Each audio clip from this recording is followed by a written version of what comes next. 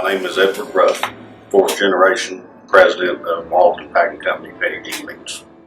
My family's been producing high-quality pork products since 1928.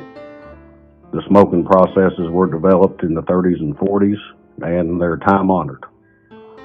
We do not produce water-added hams. We smoke our bacon 16 to 18 hours, which is unheard of in the industry. All of our sausage products are made with quality beef and pork, not low-quality chicken byproduct. We believe the success of the business is due to the family's integrity on maintaining a high standard of production and quality attributes.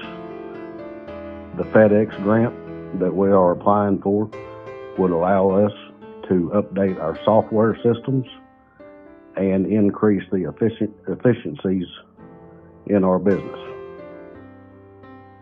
Thank you, FedEx, for allowing us this opportunity.